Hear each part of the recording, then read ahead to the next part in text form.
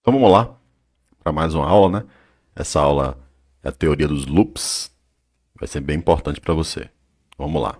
Fundamentos e motivação das estruturas de repetição loops em C. Imagina a tarefa simples de imprimir os números de 1 a 10 no console, né? na tela preta lá que está aparecendo para você, ou enfim. Com os recursos atuais estudados, seria necessário escrever cada linha de código manualmente. Observe aqui, você tem int main, né? printf 1/n, printf 2/n, 3/n, para você atualmente, né, sem usar comando de loop, você imprimir e colocar na tela os números de 1 a 10, você faria dessa forma. Agora, imagine que você vai ter que escrever um código para imprimir os números de 1 a 100 ou até 1 a 1000. E agora? Então, sem loops, você precisaria escrever uma instrução de impressão printf para cada número individualmente. Seria bem complicado isso, bastante trabalhoso. Então, é uma tarefa tediosa e repetitiva, propenso a erro de digitação, código difícil de ler e manter. Então, o que é um loop?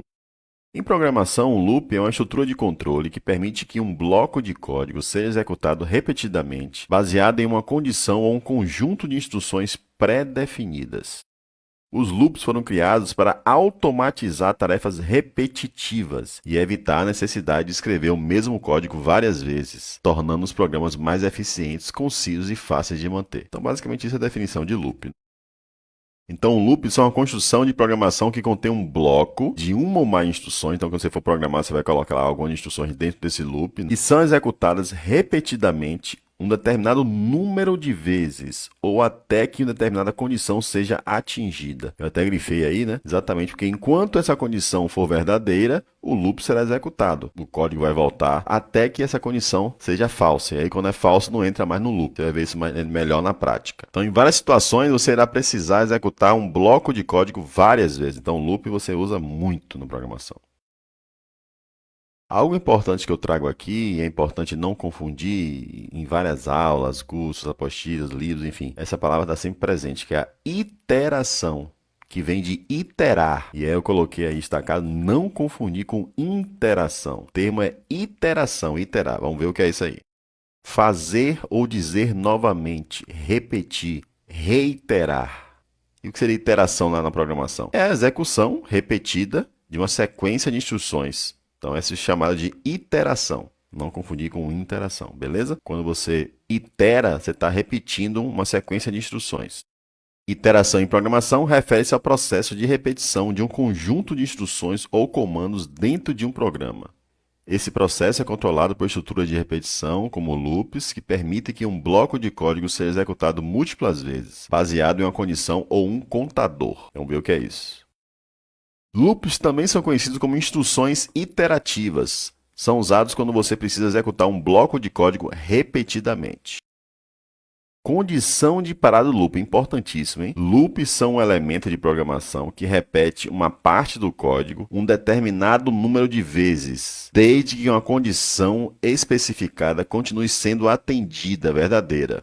Olha lá, uma definição bem importante, hein? Então, vai repetir uma parte do código, desde que a condição, né, para repetir esse código continue sendo atendida, ou seja, seja verdadeira. E até coloquei um asterisco aí, isso pode ser um loop infinito. Apesar do pessoal falar que o loop infinito é um erro e tal, a gente usa muito em programação loop infinito, tá? Eu vou mostrar para você, inclusive, em alguns exercícios aqui para frente, a utilização do loop infinito, por exemplo, a gente colocar um programa com continuidade, o usuário vai escolher se quer continuar ou não no programa, etc. Vai ser bem bacana. Então, o processo de loop termina quando a condição especificada não está sendo mais atendida, ou seja, falsa. Quando a condição se tornar falsa, sai do loop. Enquanto for verdadeira, continua no loop. Basicamente é isso. Olha lá, ó, exceto para loops infinitos. Vou explicar isso melhor depois.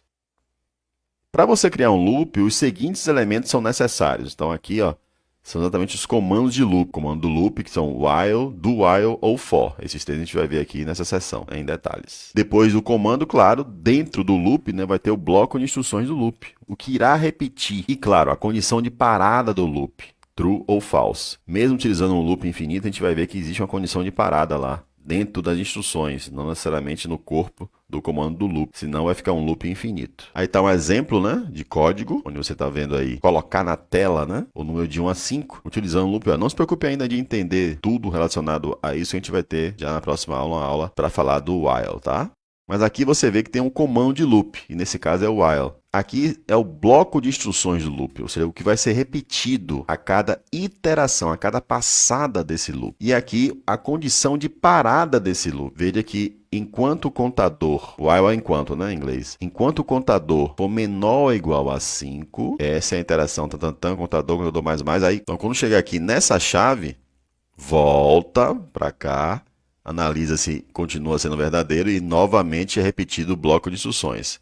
O contador vai ser aí volta novamente, então fica em loop até que o contador seja 6, 6 menor ou igual a 5 é falso, ele vai automaticamente para o final do loop aqui, abaixo da chave de fechamento do while, beleza? A gente vai ver um monte de exemplos, vai ficar mais nítido depois. Então esse aí é um exemplo, né, daquilo que eu trouxe para você, que é imprimir os números de 1 a 10, e aí você também, claro, é só substituir aqui por 10, né? Então, isso aqui, esse código todo aqui, você substitui apenas por esse código aqui, utilizando o while. Este loop while verifica a condição contador menor ou igual a 5. Se a condição for verdadeira, o bloco de código dentro do loop é executado. Após cada execução, a variável contador é incrementada em 1. Então, aqui, o while verifica se o contador é menor ou igual a 5. Se for verdadeiro essa condição, ele novamente entra no loop. E aí, chegando aqui, ele salta novamente aqui para o while novamente, verifica, vai ficando em loop até que essa condição se torne falsa. Veja que nós estamos incrementando o contador aqui, que é importante, né? Senão estaria um loop infinito. Então, a inicialização. A variável contador é inicializada com o valor 1. Observe aqui a inicialização, que é importante. A variável controladora do loop. Condição. Então, a condição contador menor ou igual a 5. A condição contador menor ou igual a 5 é verificada antes de cada iteração. Se verdadeira, o bloco de código é executado. Então, se isso aqui for verdadeiro, entra no loop. Se for falso, sai do loop. Execução do bloco. Dentro do loop, printf imprime o valor atual do contador. Esse é o bloco de instruções do loop, né?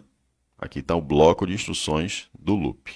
Incremento. Após a execução do bloco, o contador é incrementado em 1. Olha aqui, ó, o contador mais, importante para conseguir chegar na condição falsa e sair do loop. Repetição. O loop verifica a condição novamente e repete o processo até que a condição se torne falsa. Então, aqui é a nossa repetição. Enquanto isso aqui for verdadeiro, isso aqui é repetido. Bacana, né? Então vamos ver aqui um passo a passo, um teste de mesa em relação a esse código, para ficar mais nítido ainda. Aqui nós temos a quantidade de iterações, o valor de contador, se a condição é verdadeira ou falsa, a ação e o valor de contador depois. Então, inicialmente, você tem que o contador é igual a 1, não é isso? A gente inicializou com 1. A condição vai ser verdadeira, porque contador 1 menor ou igual a 5 é verdadeiro, né? E imprime, esta é a iteração 1, não é isso? Porque o valor atual de contador é 1.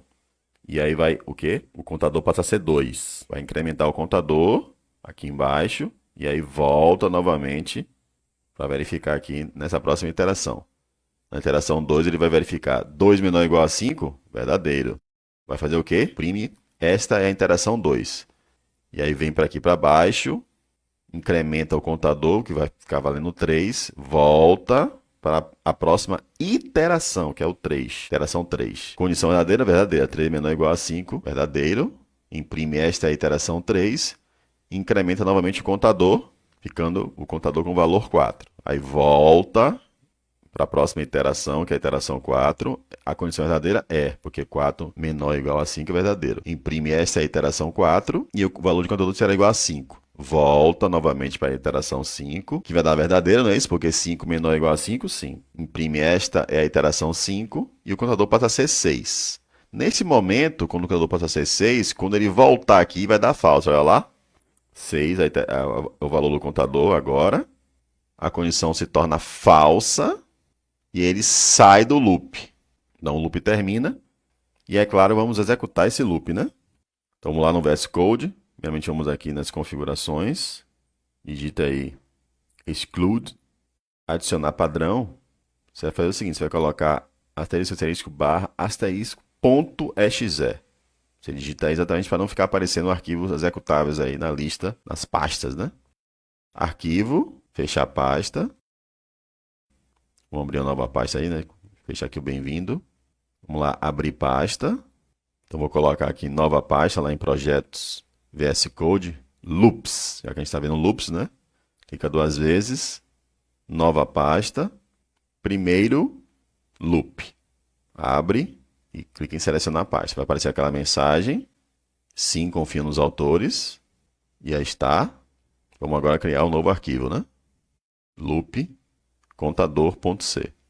Pode fechar essa, não mostrar, né? Novamente. Não. Vou voltar aqui e digitar fmain tab ou enter. Já aparece aqui nossa função main. Int contador igual a 1, ponto e vírgula. Agora while espaço contador menor ou igual a 5, né? Então a gente vai fazer exatamente aquele código que a gente está fazendo lá, o teste de mesa. Abre e fecha chaves. Vou dar um espaço aqui para ficar mais interessante, bonito, arrumado. Printf, aspas duplas. Esta é a iteração %d barra n, vírgula, contador, ponto e vírgula. Contador mais, ponto e vírgula. Vou colocar aqui um breakpoint. Na linha 7, 9 e 10, coloque aí também para a gente poder debugar e você ver acontecer a coisa aí do loop. Vamos lá em compile run debug. Vai aparecer aqui o terminal. Também as questões do debug, né? Deixa eu fechar aqui.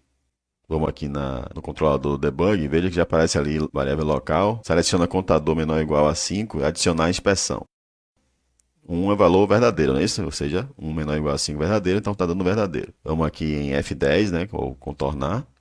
E aí já aparece. Esta é a iteração 1. Veja que o contador agora é 2. Novamente, ele vai passo a passo executando, seguindo nossos pontos de interrupção, breakpoints. Novamente, F10, contador. Contador igual agora a 3, deu verdadeiro. Novamente, né? 4, contador, 5, contador, 6. Contador igual a 6, perceba, deu 0, ou seja, falso. Se deu falso, ele vai, quando eu der aqui um F10 ou um contornar, ele vai automaticamente, ó lá, exatamente para o final do loop. Bacana, né? Então você viu aí na prática, debugando, como é que está funcionando esse loop. E aí aparece aqui tudo, né? Essa é a iteração 1, 2, 3, 4 e 5. Bem bacana, vamos fazer vários exercícios, você vai ficar fera aí em loops, beleza? Claro, existe a motivação, né? Então você percebeu que a motivação para o uso de estrutura de repetição é a seguinte: simplificar a execução de um bloco de código várias vezes, economizar tempo, tornando o código mais eficiente. As estruturas de repetição são necessárias quando temos tarefas que precisam ser executadas várias vezes, você percebeu, né? Existem diferentes tipos de estruturas de repetição em C, como for, while e do while. Cada uma com suas próprias aplicações. E à medida que você avança no curso, claro, você irá estudar, né, cada uma dessas estruturas de repetição, começando já na próxima aula pelo while. Te espero lá. Então é isso. Forte abraço e até a próxima aula.